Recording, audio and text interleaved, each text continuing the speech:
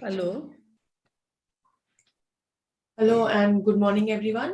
My name is Zarine Khan and I welcome you all to Career Talk live webinar organized by The Hindu Zone. The Hindu Zone is a platform which provides guidance and career counseling to the aspirant of different competitive examinations. Our associated partners of the day are Plutus IS and Online Khan Market. Plutus IS is a renowned coaching for UPSC preparation and ranked as #1 coaching by various Google partners. Today we have a very special guest with us, Ms. Sangeeta Gupta. She has joined us recently. She is a retired Chief Commissioner of Income Tax and an IRS officer, also an Indian abstract artist. And our another speaker is Dr. Bijendra Kumar Jha. He is a former Assistant Professor of University of Delhi, and presently he is teaching at Plutus IS. And today we are going to talk about balance power in international relationship. So before we start, I welcome Ms. Sangeeta Gupta and Bijendra Jha to the program. Morning, ma'am. Good morning. Good morning. How are you? You're looking better. Very pretty. Thank you. Vijendra sir, I would request कि आप topic का introduction कर दें और उस पे आपके जो भी ओपिनियन है वो शेयर करें please. Okay. I hope I'm audible. Hello, ma'am. Good morning. Hello. Good morning. How are you, ma'am? I'm very good. After a long time, I'm seeing you. Yes. Yeah, you look much better. Yeah. I hope you have healthy life, ma'am. Thank you. Yeah. So today we are going to talk about a very interesting topic that is balance of power. Right. The global balance of power, and what is the balance of power? How balance of power is a very important concept to understand the international relation, right? So, in the age of 21st century, when recently AUKUS has formed, Australia, UK and USA has formed a group, alliance against the threat of China, right? And similarly, there was a Quad. There is a Quad, right? Quad is an alliance. It is also targeting against China, right? So let me, start with a quotation of Napoleon. Once Napoleon said, "Ma'am, एक बार Napoleon ने कहा कि let the China sleep. If China will wake up, she will shoot the world." And China has woken up, and world has started, shaking. So today, the international relation, modern nation states are balancing power. So ये modern concept नहीं है, ये बहुत old concept है international relation में. कितना old है मैं ले जाता हूं आपको Treaty of Westphalia 1648 में, जहां पर एक ट्रीटी होता है और वहां से अलग अलग नेशन स्टेट इमर्ज होते हैं. ब्रिटेन, फ्रांस, प्रशिया, उस समय जर्मनी नहीं थी, प्रशिया, रसिया, हॉलैंड, ऑस्ट्रिया, ये अलग अलग राष्ट्र थे. और जब एक राष्ट्र बड़े मजबूत हो जाता था तो दूसरा राष्ट्र उसके अगेंस्ट में अलायंस करता था, राइट? फॉर एग्जांपल, जब ये बात कही जाती थी कि जब फ्रांस छींकता है, राइट, तो पूरे यूरोप को सर्दी हो जाती है, राइट? तो कंडीशन ये था कि नेपोलियन इतना पावरफुल था फ्रांस में, तो ब्रिटिश ने किसके साथ संबंध बना लिए? पर्शिया के साथ, राइट? उसी वक्त जैसे रशिया पावरफुल होता था तो दूसरे स्टेट दूसरे के साथ अलायंस बनाते थे. और ये इस तरह से एक कॉन्सेप्ट निकल के आया, balance of power. In simple word, balance of power का मतलब होता है distribution of power in international relation, right? Or sometimes a scholar said even distribution of power in international relation, right? तो ये जो ट्रीटी ऑफ वेस्टफेलिया था, उसके बाद फ्रांस कभी डोमिनेट करता था. उसके बाद जब पर्शिया डोमिनेट करना शुरू किया तो फ्रांस और ब्रिटेन ने हाथ मिला लिए, राइट? और इसी तरह बैलेंस ऑफ पावर इवॉल्व हुआ. अच्छा, अब ये सवाल है कि बैलेंस ऑफ पावर क्या जरूरत थी बैलेंस ऑफ पावर की? तो जरूरत ये थी कि इंटरनेशनल रिलेशन में स्टेबिलिटी लाना है, इंटरनेशनल रिलेशन में पीस लाना है। अच्छा, पीस कैसे होगा? पीस तब होगा जो पावरफुल है उसके अगेंस्ट में आप एक पावर क्रिएट कर दे, तो पावर बैलेंस हो जाता है, right? So you can prevent war through balance of power, right? So the purpose क्या था? वार को रोकना है। और पर्टिकुलरली देखिए, इंटरनेशनल रिलेशन में अलग अलग स्टेट है, हर स्टेट की अलग अलग कैपेसिटी है, होती है, राइट? और स्टेट के अंदर एक सिक्योरिटी डायलेमा होता है। सिक्योरिटी डायलेमा क्या है कि मुझे, अगर मैं कमजोर हूं तो मुझे ये डायलेमा होता है कि कहीं चाइना हमारे ऊपर अटैक ना कर दे। इंडिया की अभी एक बहुत बड़ी सिक्योरिटी डायलेमा है कि हमें चाइना के साथ कैसे डील करना चाहिए। India has security dilemma against China. तो उस समय भी ये सिक्योरिटी डायलेमा हुआ करती थी। अब जब हिस्ट्री देखेंगे तो वर्ल्ड वॉर 2 तक जो वर्ल्ड था वो मल्टीपोलर था। एक बहुत बड़ा पावर कोई किसी कंट्री के पास नहीं था, राइट? जैसे ब्रिटेन है, फ्रांस है, पर्शिया है, रशिया है, इवन जापान है, राइट? पावर कमोबेश इवनली डिस्ट्रीब्यूटेड था, बट उसमें एक बहुत ज्यादा पावरफुल था, वो था Britain. Why Britain was very much powerful after defeating of Napoleon? Because British established the largest colony in the world. उनकी जो टेरिटरी थी वो 5 कॉन्टिनेंट पे थी। 5 कॉन्टिनेंट पे 57 टेरिटरी को उन्होंने ऑक्युपाइड किया था। British had colony over 5 continent on 57 territories and the largest territory was India, Pakistan and Bangladesh, right? So there was a, against British, Persia was also doing something to balance the power. They're making alliance with other country like Russia, and World War took place. War is a very testing method whether balance of power is there or not. जब war होगा तो कहा जाता है कि balance of power कम हुआ है, right? So 1815 यानी defeat of Napoleon to World War II, it is known as golden phase of balance of power. There was a no hegemon power, कोई बहुत बड़ा पावर नहीं था, right? जब सेकेंड वर्ल्ड वॉर 2 के बाद US has become a big power, and in the opposite of US, USSR make a different alliance, right? And the world divided into a bipolar world. एक पोल में capitalist world थे, US और उनके साथी, और दूसरे में USSR और उनके साथी, और एक दूसरे को बैलेंस कर रहे थे। एंड यू से जब बैलेंस था तो पीस थी, right? Maximum time it was a peace, but after 1990 when there was a disintegration of USSR, USA has become hegemon power. It was a transformed from bipolar world to a unipolar world. और इस दौरान भी बहुत सारे scholar का मानना है कि पावर सिंस एक कंट्री के बीच में था, तो कोई भी कंट्री जो छोटे छोटे कंट्री थे, इंडिया या फ्रांस या जर्मनी या रशिया, उसको ये हिम्मत नहीं था कि इसके अगेंस्ट में यूएसए के अगेंस्ट में वो अपना हिम्मत जुटाए। बट 2001 के बाद, after 9/11 attack on USA, उसके बाद US had started declining and China had started emerging. China and Russia both. Russia is trying to revive itself, and both are trying to balance the power. Even before few years, 2010 के पहले 2003 में 2 में there was a alliance of Russia, India or China, RIC, to balance the USA, right? So this balance of power, it's not uniform. Balance of power में कभी कोई uniformity नहीं होती है। Alliance होते हैं, बनते हैं, बिगड़ते हैं, right? But after 2010, you see the new balance of power has formed. Like India had its own alliance like Quad, US had its own alliance, and threat is in international relation as it is perceived is China, right? Now China has emerged a powerful country.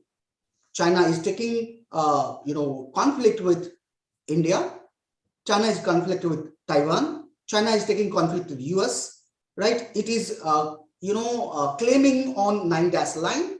अगर आपको 9-dash line पता हो, ये पूरा south Asia, south China सी को वो अपना territory बताता है, but it is a contested space, right? To counter the China's claim, there are alliances that like AU, KUS, that वो जो मैंने शुरू में बात की थी कि AU, KUS अभी फॉर्म हुआ है ऑस्ट्रेलिया, यूके एंड यूएसए, उसके अगेंस्ट क्वाड है, और सब ये पूरा एक दूसरे को बैलेंस करना चाहते हैं, right? So balance of power में ये बहुत इंपॉर्टेंट है to understand the international relation, right? So maximum जो एक्सप्लेनेशन है, मैक्सिमम कुछ फंडामेंटल और at micro level analysis, mister Sangeeta Gupta is former IRS. She is a well-known speaker and well-known, academician. You can call academician, yes, because she was an administrator, but she had a lot of knowledge, right? So I would request Sangeeta ma'am to speak on balance of power. Ma'am, hand over to you, ma'am. Thank you. I'm audible? Am I audible? Yes, ma'am, you are audible. Okay. So, good morning, friends. It is a pleasure always to be amongst the students who are aspiring for civil services. And initially I will talk, and then we will keep 5 to 6 minutes later to interact, and I would answer your questions if you have any. Right? Balance of power. Let me say that international relations has always fascinated me. I was a student of political science. I did my master's in political science, and then I was teaching political science before I qualified for civil services. So this subject is so fascinating that I keep updating myself and keep reading about it as my pastime. But I'm very passionate about the subject. So balance of power concept it's a very, very important aspect of all international relations. Any student, any person who today the world has become a global village. If a pin drops in one of the countries, there'll be a noise in the neighboring countries at least. So everything is very, very interconnected. One small incident in the world will affect the whole world. Recently, many events have happened which have disturbed the balance of power and also created a lot of global terrorism. Global terrorism, we have to learn to live with it.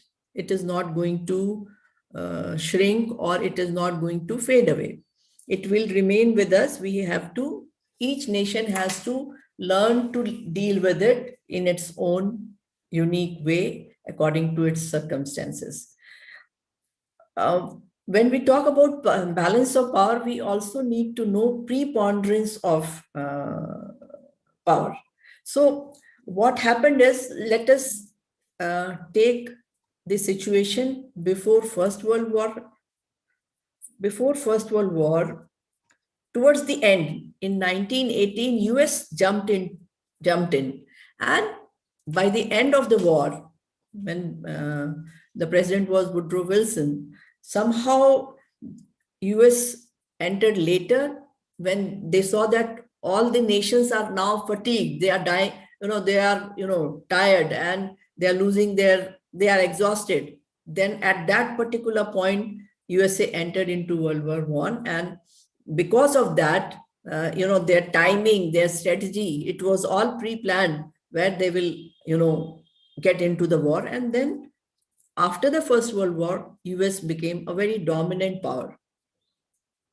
From First World War to Second World War, things were Germany, after the First World War, in the Treaty of Versailles, things were so made so difficult for Germany to live with pride. Germany resolved at the end of the World War I that it will take revenge. And they started preparing for that. In the end of the World War I itself, there was seeds for Second World War, because Germany was very maltreated. and they resolved that they will take revenge and they will rise again. That is the whole story. Within 20 years, all League of Nations and everything, nothing worked, and Second World War took place.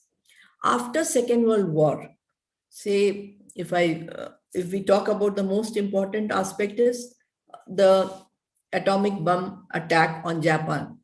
So all these Asian powers like Japan was totally destroyed during that time. The two major powers which emerged during and after the World War were USA and USSR. Around that time, around the end of World War II, UK was losing its grip on its colonies. Many became independent nations, and including India in 1947. I would say 1947 is a very important year in the international arena, where India gains independence. Israel gets a different kind of a status. They also, all these other powers which were partly colonized by UK, France, these countries, they all became independent. And the whole scenario changed. In the changed scenario, USA and USSR, they started competing for supremacy. And when these two superpowers started competing with each other, an era of Cold War started. We could say that from 1945-46 to 1991, this is the era of Cold War, where we knew that there are two superpowers, US and United States, USSR.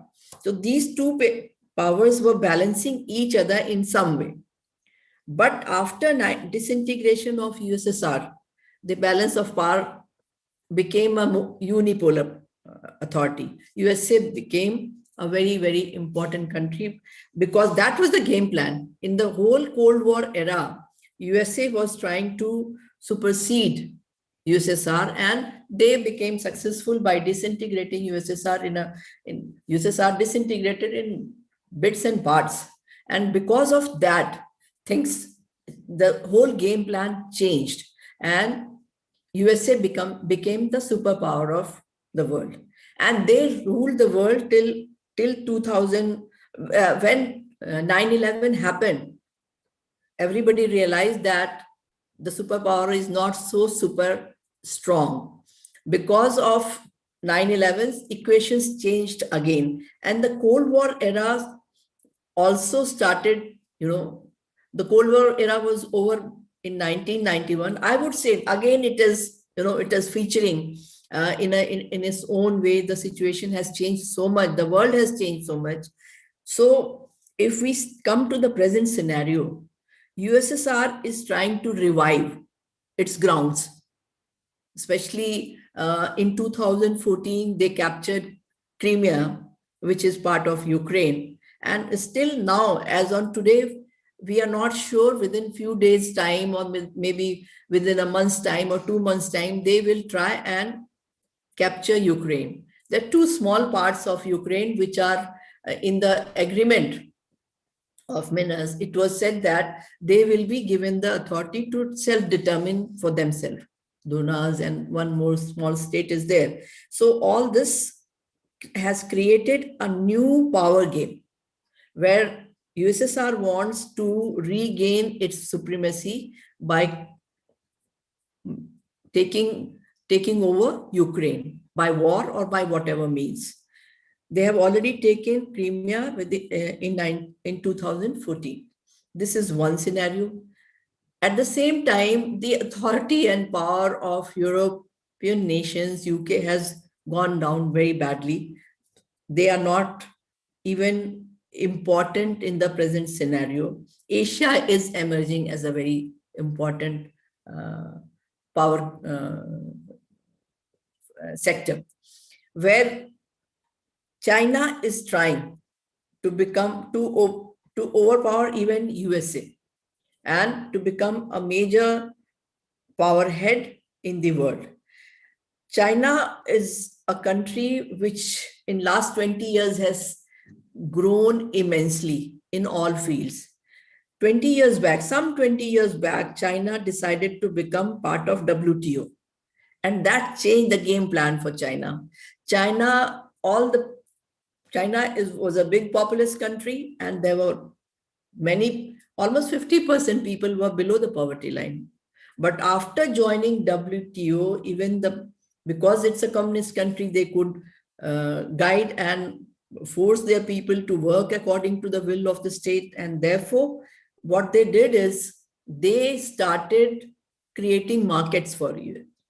First, China was making some plastic goods, minor stuff, but now within last 20 years, they have captured the world market in a very big way. Even USA is full of these goods, and China is now, I would say their growth rate has been so mesmerizing that now after joining WTO, the whole scenario changed and China became a very, very important country.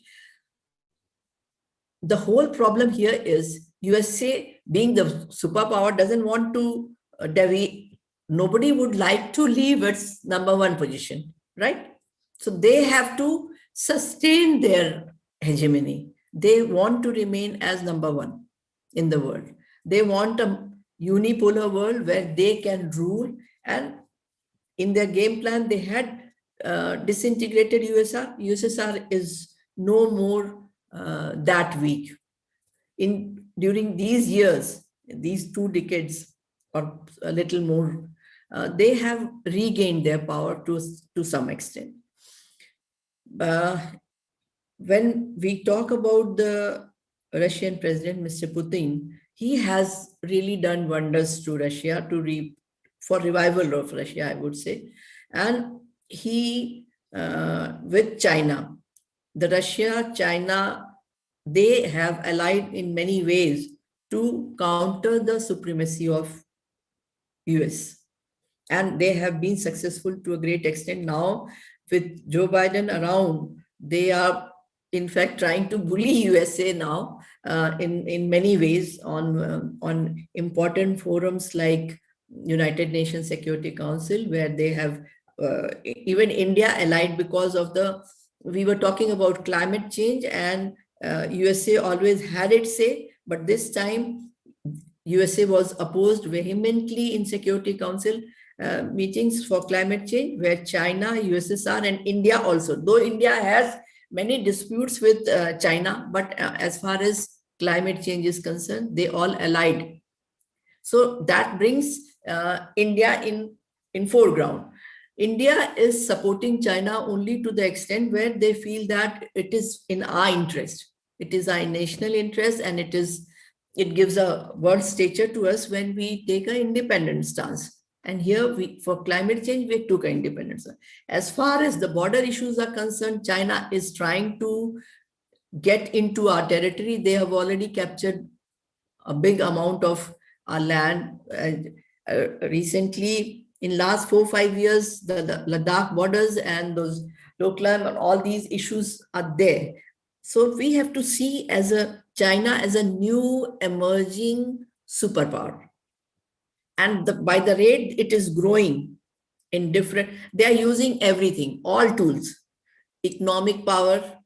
They are trying to they are trying to buy small neighbors by pampering them with money, with aids, with different kinds of economic structures. So, these small countries like Nepal, then you would say Sri Lanka, Pakistan, they all can be they are easily maneuvered by China. And China thinks that if I can create a buffer where all these small states are on Chinese side, they will put trouble. They have already given us much trouble, and the trouble will increase for India.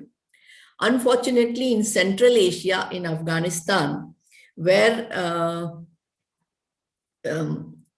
Russia had a major presence, and they were ousted and Taliban took over. And after Taliban took over, after some time, after a few years, now for last 20 years, US had a big role to play in Afghanistan.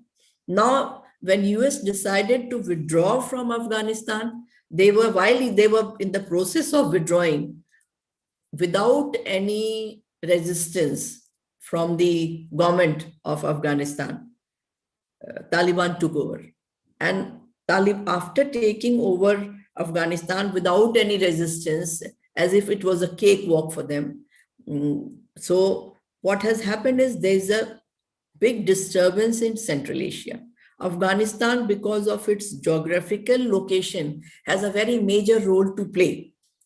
Nobody wants, Russia wants that Afghanistan being, because most of Central Asia is with Russia, so they want that Afghanistan should be on their side. US left because in 20 years they had exhausted themselves economically, and they thought that we have to focus on some other side where they need to contain China. So they withdrew, but the situation for India became very bad because we had so much economic stakes in Afghanistan. The strategy for India was, Afghanistan, we are doing trade 2 billion, around 2 billion, and because of the Taliban takeover, that business is totally ruined. And now we can, because Taliban is very close to their philosophy and their emergence, their genesis is from Pakistan. So they would never allow India to enroute things through Afghanistan. So all our efforts, all our economic investments there has gone down the drain. Subsequently, we have realized that we will not be able to use that route to enter Central Asia, like other countries, Uzbekistan and other parts. So India is trying to go through the route of Armenia. Recently, our foreign secretary went to Armenia to find out ways to enter Europe and Central Asia through Armenia.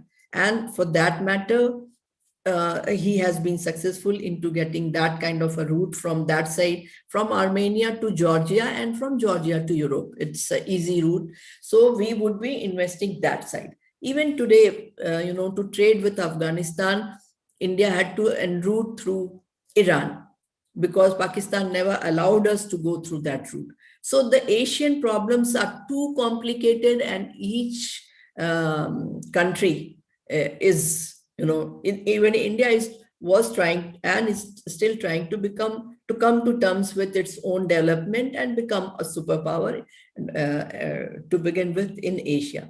But we are no match to China as far as the infrastructure is concerned.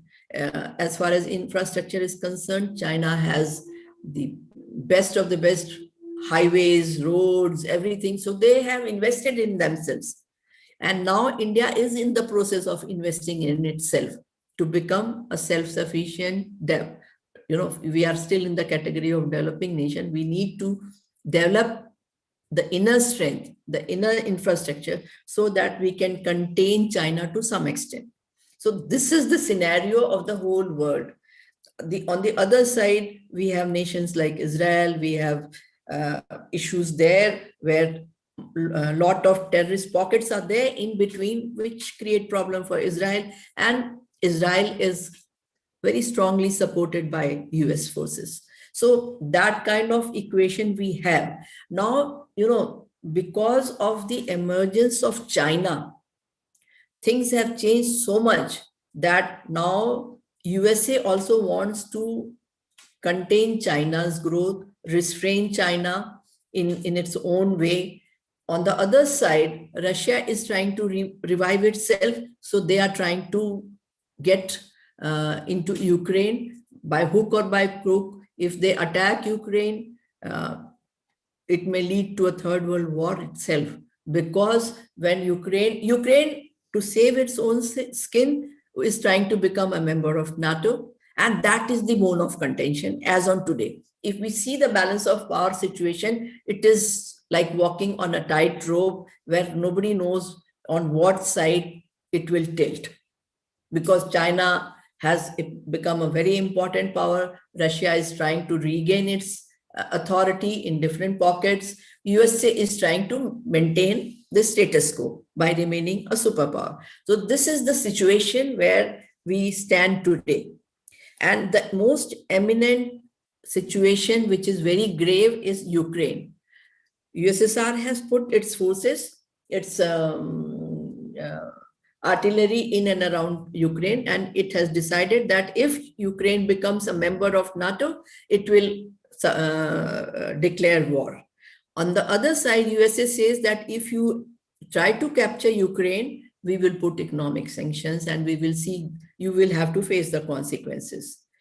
On the other side, Taiwan has always been a bone of contention for China. Taiwan doesn't want to be annexed or ruled by China. So they, in their own small way, have been fighting it out. But China is so smart that they are supporting Russia, saying that we will support you for Ukraine. If you support us, don't put objection when we annex Taiwan. So the world as on today is in a very precarious situation. Now, because China wants Taiwan and Russia wants Ukraine, so they have allied with each other so that they can get away with USA by uniting with each other.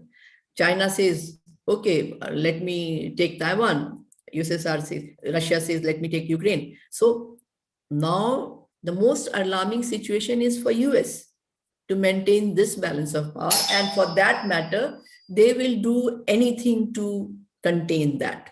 So now the balance of power, which was till recently, which was in favor of USA, and it was a unipolar world where everybody accepted USA as a superpower. In last 2 decades, the situation has changed drastically with emergence of China.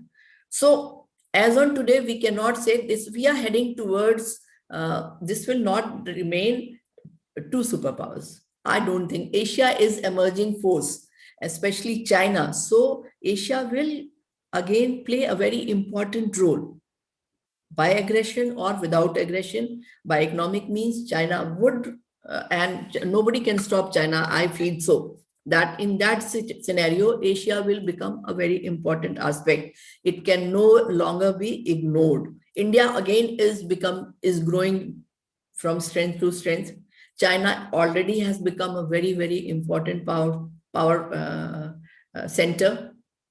Russia is trying to revive back and get its hold on Central Asia in a better way. USA is trying to maintain that earlier status. So this is the scenario where balance of power is particularly, I feel it is like walking on a tightrope. You never know on which side it will tilt. If a war happens, it will affect the whole world adversely. Everybody knows that. But still, I feel that there can be a limited level warfare. It may happen. And sometimes a war becomes so inevitable to change the whole balance. And I can see a big change happening in the world because of these 2 issues, Taiwan and Ukraine. So these are the issues which I wanted to highlight, because in today's world, so much is happening in the international arena that we never know on what side things will happen. On the other side, if you see coronavirus, the COVID situation, that also has played its own role in destroying the economy of many countries.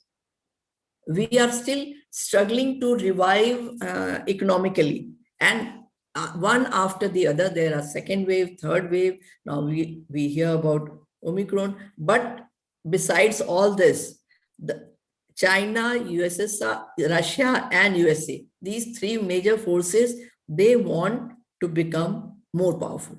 And the power game is happening now. We might witness a 3rd World War in a limited way, or if it becomes unmanageable, then things. You will remember that on 6th December, the Russian president came here.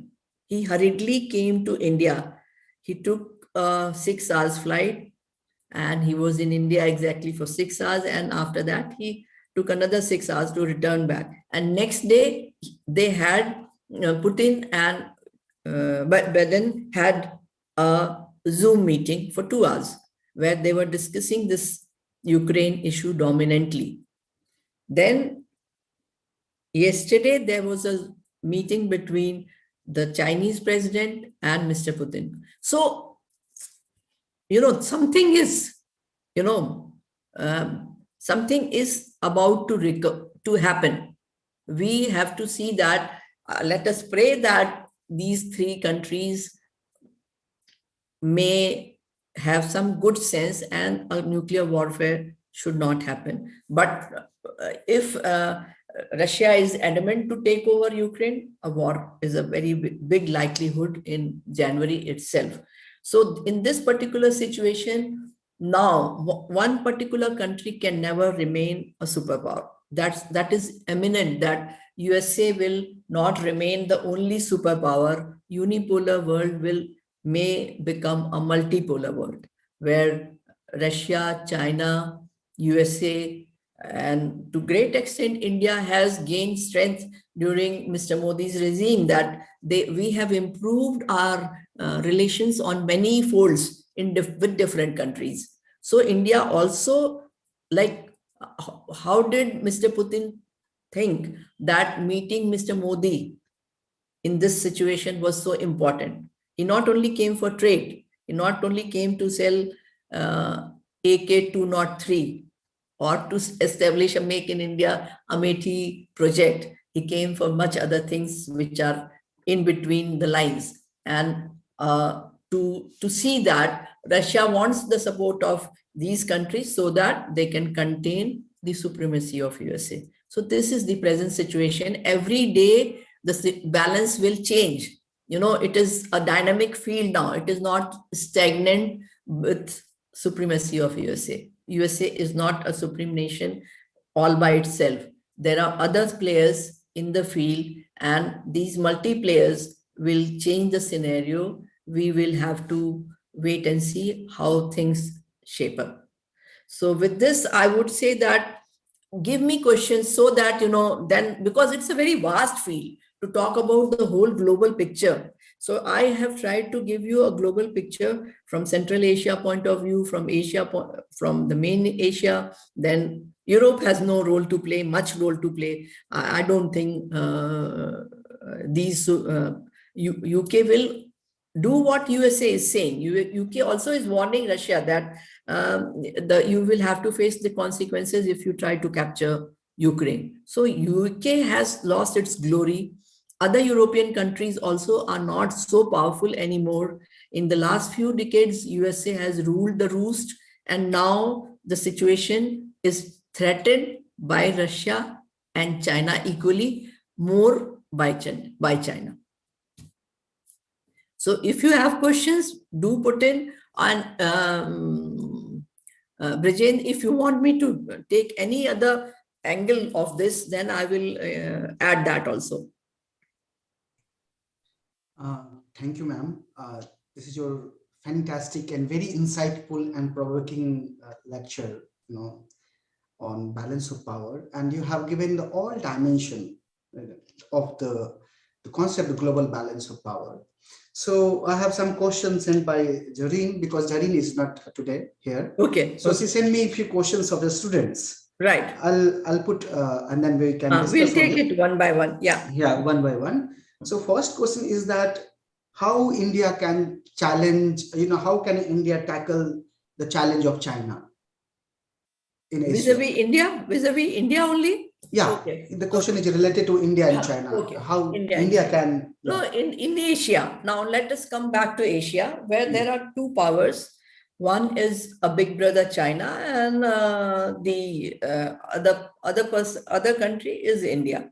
India, if we have peaceful neighborhood, we could have done much better, because of the permanent nuisance of Pakistan. Whole of our attention is diverted towards borders. India is spending so much money to contain terrorism from its own neighborhood, dominantly from Pakistan. And Pakistan is supported in a big way by China. China doesn't want to see India as a equally important Asian country. If we come to, if we focus our attention on Asia, India is the only nation which can compete with China one day. We are far behind. We could have done that. Because of COVID, our economic growth has gone down. Then we have constant strife with Pakistan and other neighbor countries also on the behest of China. They try to, get over our head and dance, because China has pumped in so much money by, to allure these nations. They have created, they know that China would one day take advantage of all this. Still, the immediate gain is so lucrative that Sri Lanka has soft corner for China. Pakistan is totally bought out. They are totally sold out to China. Then Nepal also is very soft on China, because they feel that वहां से तो हमें पैसे मिल रहे हैं यार, हमें तो we are getting money, we are getting help. India is not so rich to put that kind of money in these states. We have our own problems of population, of poverty, of lack of awareness, lack of hygiene. So many primary issues keep India down. So China also feels that if we create constant trouble for India on the borders, as far as the northeast part of India is concerned, and also the Ladakh side. So recently, we have seen so much in last few years, so much has happened on the Ladakh borders. China has many times tried to invade and capture our land on those sides, feeling that. But India, that way, since 2014, India has also turned around as far as its strategy, its defense strategy, its modernization of equipments and defense equipments, and also we have become very alert on our borders. I have worked in Jammu and Kashmir for 2 years, so I now know that things have drastically changed there. The borders were so unmindful, हम उसको handle ही नहीं कर पाते थे, कोई भी उधर से इधर आता था. Now that is not the scene, but there are other technical know-how, modernization. So the borders are very well kept now in India, as far as India is concerned, but still बहुत सारे technical know how से it is very very easy to enter India. अभी तो एक ऐसा glider ले लिया उन्होंने, you must have read about the gliders, कि उधर से ग्लाइड करके उधर इतना सारा एक आमरी लेके और लोग इधर से उधर आ जा रहे हैं, पता नहीं चल सकता, because we have that kind of geography. Now the most precarious situation is China is very happy with the advent of Taliban. Now they feel that we have an economic corridor till Pakistan, we can extend it till Afghanistan and very easily enter Central Asia. China is a big, shrewd businessman who wants to expand its trade also. They know and understand the economic warfare, and they have captured the world market like nobody's business. So China would be very happy that if I can leverage Afghanistan, Taliban, and get inroads there, so we enter Central Asia. The same way Pakistan feels that Kashmir has become, there was no issues in last 2 years. But since the advent of Taliban, again, we are facing many terrorist attacks and things are deteriorating in Kashmir again. I had predicted this, that once Taliban takes over Afghanistan, it is very easy for them to enter Kashmir. The last time when Taliban came into power in 1989-90, we had emergence of militancy and terrorism, mujahideen in Kashmir. So we have a direct relationship with these things. So India is purposely disturbed by Pakistan and small neighbors, and at the behest of China. China doesn't want India to be peaceful so that it doesn't grow by leaps and bounds. So the economic warfare, these undercurrents also affect India, and it is creating nuisance on all borders. Like we have examples of Untitled Pradesh, Nagaland, on those small pockets also it creates problems, and they are trying to expand that side. And Ladakh, of course, they are trying to do. Very recently we lost our CDS. there can be a reason, because he was trying to coordinate all the three forces, Army, Air Force, Navy, and create a modern India where we were self-sufficient in our defense means. So nobody wants India to become self-sufficient. No important country wants India to become self-sufficient as far as our defense equipments are concerned. They all see India as a market, as a purchaser. They want to sell arms, whether it is Russia, whether it is USSR, USA. They all want India to be dependent on them in defense matters. China doesn't want India to become economically self-sufficient, healthy, powerful. So they will create, these are small soft targets. As far as media is concerned, part of Indian media is also managed by China. These are very soft targets. These are soft skills, diplomatic soft skills, where they put inroads. Kare, aapko hum ye scholarship denge, go and study in Harvard. Or आदमी फिर China बोलने लगता है. So we have a small pocket of media people also who are bought by China. So China has a holistic approach to annihilate a nation like India. They will do anything. No ethics, there's no ethics in international relations. So by all means, by spying, by buying people, by buying media, by putting pressure through Pakistan, by the economic corridor is so harmful for India. So in these circumstances, China is not leaving no stone unturned to create problems in India. And because of that, India is not able to focus on the growth. There are many more important issues where our focus should be. So in this situation, we are totally against China, but on many issues, we are supporting China because we want to show the world that we are not an ally of USA. As far as climate change matter was concerned, India has supported China. As far as the Olympics are concerned, we are supporting China, though it has been banned by many important countries. Only Russia and India are supporting. So in small matters, we are supporting China because we cannot handle all this, and we also want to send a signal to the world that we are not any superpowers ally. We are not. We have our own independent mind, and we take an independent stance. So situation is very complicated. World is not anymore a simple world where you can say 1 + 1 is 2. Ma'am एक हिंदी में सवाल है, बहुत interesting सवाल है. बताओ. एक सवाल ये है कि लिखा है बच्चा कि मैम आपने कहा कि एक डिस्ट्राइड मतलब लिमिटेड वार हो सकता है यूएसए और यूएसएसआर और चाइना के बीच में, तो इंडिया का क्या रोल रहेगा उस कंडीशन में, क्योंकि इंडिया चाइना का भी रशिया का भी बहुत बड़ा ट्रस्टेड पार्टनर रहा है और यूएसए से भी हमारा संबंध अच्छा है. मेरे को लगता है कि इंडिया बाय एंड लार्ज एक न्यूट्रल स्टांस लेगा. इनिशियली लेना ही चाहिए हमें, पर हमारा टिल्ट थोड़ा सा यूएसए से रशिया की तरफ रहेगा. क्यों?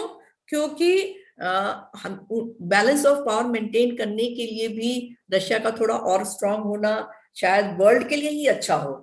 और हम यूएसए किसी का नहीं है. They are good time partners.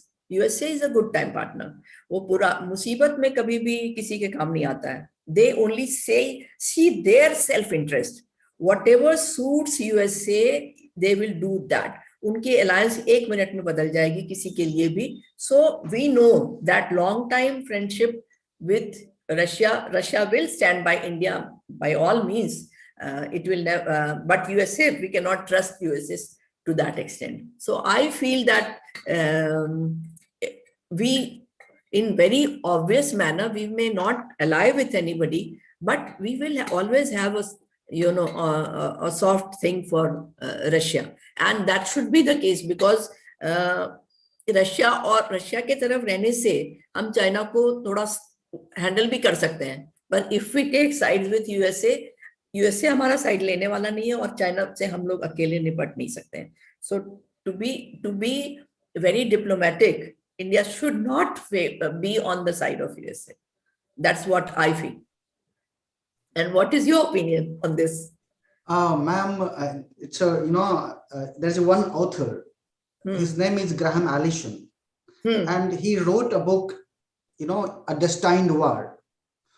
Can US escape the Thucydides trap? That is the book title. And what he put argument that China and USA will make war either tomorrow or day after tomorrow, or may take years.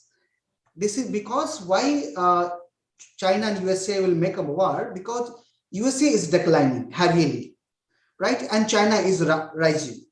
So there is a security dilemma within the US that I'm not secure. So it will try to contain China somehow, and both they are doing all the time. Now they are doing it all the time. Both may engage in war. So the question raises how US will engage into war with China. Will it engage independently, or will it, align with someone? So there's another scholar, Mearsheimer. He's a realist. What he said, US will take help of India. Why US will take help of India? Because geographical congruity. And China and India relationship has not been remained peaceful. It has been remained conflictual. So, US will take the help of India, and it will arm India, and it will assist India. So US will not directly engage with China, but it will engage through the India. India will not be on the forefront, that much I can tell you. Why India should get into the trouble of others? If China wants to become a superpower, we are not competing with China. India has its trouble with China. China is an imperialist state. It is a perpetual trouble with China, Pakistan, all neighbors. They are trying to corner India. But India will not get into a direct confrontation at all. That's what my reading is, because the perspective of a Westerner would always be different. And of course, why we should ally with USA? For what? Kya de raha hai wo? Kuch bhi nahi de raha. So our prime minister is not a fool. The direct confrontation, he will not get into a direct confrontation. Even on the issue of Israel, when it was attacked, India did not take a stance in favor. Though we are very close to Israel, we are very, very close to Israel, but we did not take a stance. So it is always better to remain neutral and see what is in our own national interest. India directly will not get into the war. So the NAM position will maintain a NAM position. Yes. Yeah, as the Jawaharlal Nehru has taken a stand of NAM. We have not to take a stand. We will not be totally non-aligned, but we will be we will enter into a very judicial, very judicious stance, which will, now we have the best of the best people advising the Prime Minister. Our foreign minister himself is so well versed with these matters. कि Armenia जा रहा है कि कैसे हम दूसरे root से अपने trade को. Now we are thinking how to grow economically, and through Armenia we will enter Georgia, and from there we cover the whole of Central Asia as well as Europe. So हम Armenia को इतना importance क्यों दे रहे हैं? तो इतनी finer details पे अगर हम fine tune कर रहे हैं, तो हमें क्या, I don't think India will get into this confrontation. India दूर से तमाशा देखेगी और उसके लिए जो best interest में होगा वो वही करेगी. Right. Okay. Thank you, ma'am. It was a wonderful interaction. Any other current question from there was students? Only two questions. Only there was a two. पूछो जल्दी कर देते हैं. हाँ. नहीं वही दो question था जो मैंने दो question थे. दोनों बहुत tricky questions थे, but I think India has many complicated matters with China, but we are taking one issue at a time, and whatever is the best interest of India, we are trying to do that. We have so much of internal problems. इतने internal problems हैं India के, और इतना India को अंदर से internal opposition मिल रहा है. So we cannot get into a war at all, but we will be a active spectator, not a reluctant and docile spectator. We will be an active spectator, and we will take the biggest advantage which will arise for India in the present circumstances. Ma'am उस किताब में जो मीर सैमर ने क्यों कहा है, उसने actually historically trace किया है यूएस का स्टैंड और कहा कि यूएस डायरेक्टली इन्वॉल्व नहीं होता है, और वो करता क्या है, जब दो स्टेट जब कॉन्फ्लिक्ट करते हैं तो वो कमजोर का साथ देता है, जैसे क्योंकि उसको ताइवान के साथ देगा, मगर ताइवान को कितने लोगों ने रिकॉग्नाइज किया? अच्छे छोटे दो टुकड़े के देश जो है, छोटे छोटे ऐसे ही वाले नाम भी नहीं उनको जानते होंगे जो ताइवान को रिकॉग्नाइज करते हैं। तालिबान को भी कितने लोगों ने वो किया हुआ है, और तालिबान को कैसे खेल खिला रहा है इस समय US? All the bank accounts are seized, 9.5 billion amount they can not touch. एक दोन में बैठे बैठे दूर से ही सिखा दिया ना सबक। Right And India feels dissed, ma'am, in relation to the US alliance with India in Afghanistan. No, basically, it was US us. who invited India to do developmental work. No, what we thought is कि हमें पाकिस्तान जाने नहीं देता अपनी तरफ से, so we can through Afghanistan we will do some trade, and if it is a strong and stable government तो हम पूरा Central Asia उधर से cover कर लेंगे. So it was only a conduit, and now the conduit doesn't work for us. हमारा काफी पैसा बर्बाद हो चुका वहां पर, but we will have to find a different route which is much easier. ये बहुत अच्छा होगा Armenia and Georgia. Right. Okay. Thank you so much, ma'am. I hope I was able to. It's a very big topic. उसका एक aspect ही इतना important, so I thought that एक चीज के बारे में थोड़ा उसके मेन एस्पेक्ट्स को क्लियर कर दूं। जी क्योंकि आप पॉलिटिकल साइंस पढ़ाते हैं, तो मतलब ये टॉपिक हम लोगों ने जो आज लिया था, it was not so easy to handle. It's not easy. So first जब पढ़ाते वक्त हम लोग थियरी में एंटर करते हैं, तब प्रैक्टिस को डिटेल करते हैं।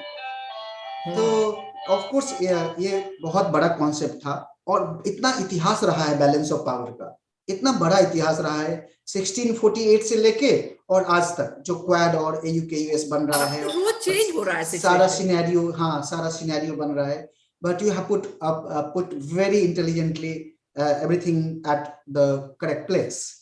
Right. Thank you, ma'am. We can take another round of discussion on it, because it is ongoing subject. It's a very large subject. Thank you so much, ma'am. See you sometime. Right. Thank you. Thank you.